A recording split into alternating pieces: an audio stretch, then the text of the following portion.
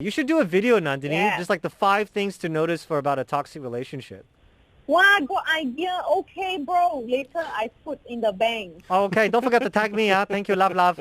Turkini with Nandini. Oh my God, I wanna talk to you guys about this article that I just read, right? Okay. So I think this happened in Singapore. You know how everybody's sending each other cute packages, either care packages or food and stuff to friends and partners and stuff. And this girl, she received a cake from her boyfriend, right? How cute is that, right? Not all of us have boyfriends, so sending us cake.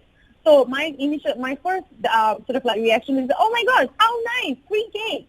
And then, oddly enough, this girl goes on a whole rant with the boyfriend and then on her social media about how he shouldn't have sent her the cake because she doesn't like sweet things, or she's it's overpriced, and also she doesn't have a cutlery of her own. So she's like, you never give me utensils. Now I have to use my own water to wash the utensils, have to pay so much. So here's me coming in with I didn't know, it costs you money to wash a fork, right? Wow. And then she kind of goes on and on, right? It's a whole thing about how he shouldn't have given her the cake. And I'm sitting here thinking, oh my goodness, how incredibly toxic and messed up this relationship must be for this whole thing to kind of erupt online. Maybe she's just... you could relate to this.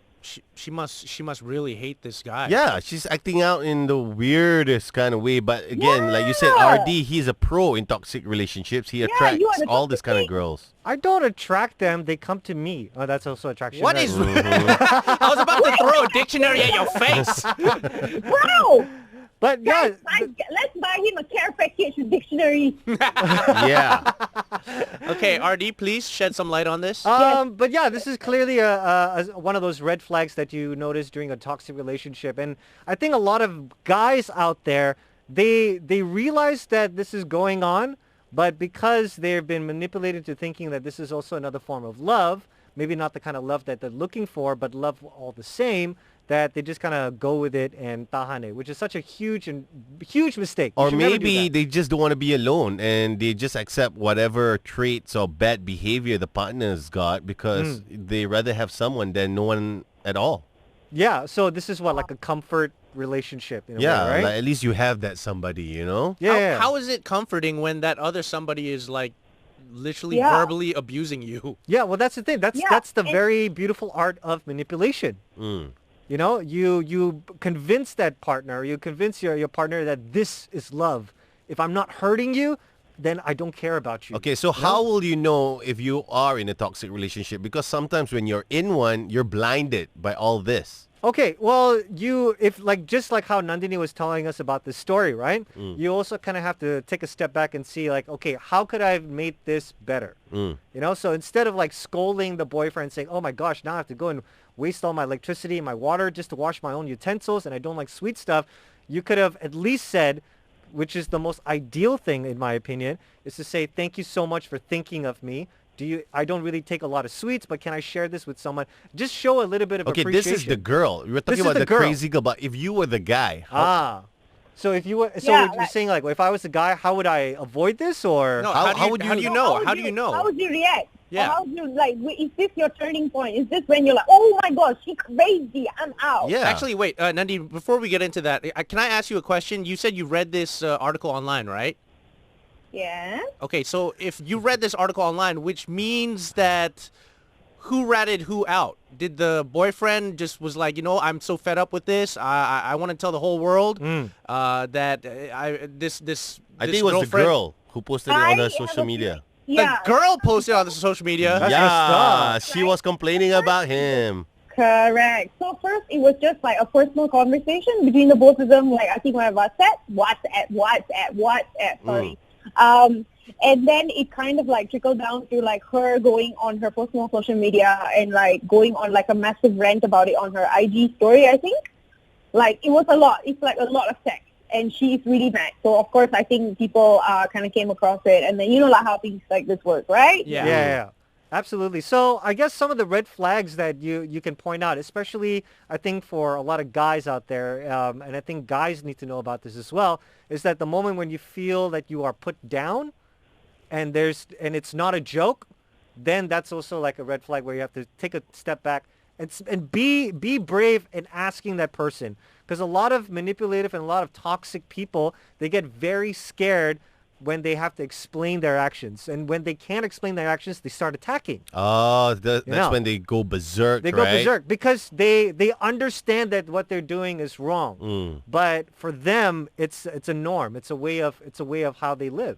Okay. You know? If it was me, what I do is I will introduce my partner to my close friends and to my family members. Let them, get a feel of this partner of mine. So if they don't feel if they feel that the vibe is right, so after this meet, maybe they can report to me. So I'll know so because usually they will know what's best for you. I mean, sometimes. I mean, the majority, they want the good things to happen to you, right? Yeah, that's kind of true. I mean, like, how about you, Nandini? I mean, like, how would you, as a female, be able to spot a toxic relationship? I feel like it's not easy. It's easier said than done, of course, and like no hating or like victim blaming or whatever. But at the same time, I feel like I find it really kind of like important to have to raise a lot of these conversations from an objective point of view at the start of the relationship, right? Like, say you're like on your first few dates. I always found it super interesting to bring up all these issues, like just out of nowhere, like just present all these like situations and stuff. Like how we're having this conversation right now and how we're like, gauging what the other person like knows and stuff, which is what we do with friends, right? I think you can also do that with like potential romantic partners. Like, say one thing is like, you can like low-key ask the person, like, do you think rape is like the victim's fault? Just an example, right? Yeah. And you can learn so much, and you don't even have to like. Sometimes you learn like maybe you present like this.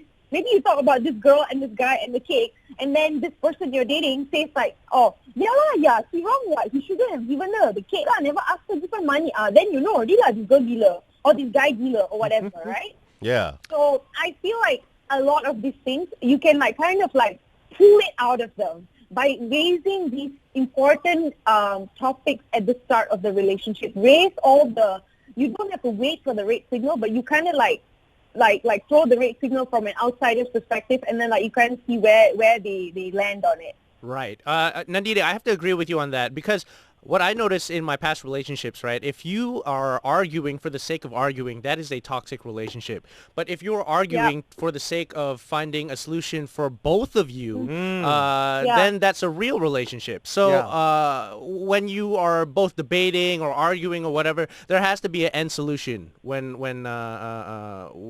things like this happen. Yeah. So if you guys are just arguing for the sake of arguing, that's when you know, hey, you know what? Him or her, get out. Yeah. Just get out. It's like that fine line between noticing destructive patterns and then making an effort to make it better. Yes. Done? Yeah. Yeah. Also, guys, like pay attention to how the argument kind of finds out. If the person is still respectful of you when having the argument, like when you're and he or she is angry, are they raising their hands, like resorting to violence, using language that they shouldn't be using? The worst part is like if the person must have the last say. Yeah, like I have to be right? Yeah, that's very toxic. Correct, yes. In a lot of situations, I think you can say, agree to disagree. Yeah. We don't have to agree with everything. We're not the same people, right? Absolutely. So for this non-toxic conversation, Nandini has the last say for this one. Obviously. JK, guys. JK, no, I agree with all of you, and I think like those are very valuable advice. And you guys just have to just do. I feel like you can do all the things that we mentioned, like to kind of gauge if this person is toxic or not at the start of it. So you don't like fall in love and then like becomes way too complicated for you to get out of it. Absolutely. You should do a video, Nandini, just like the 5 things to notice for about a toxic relationship. Wow, good idea. Okay, bro. Later I put in the bank. Okay, don't forget to tag me. Thank you. Love. No, bye. Bye. Fly FM, today's hottest music.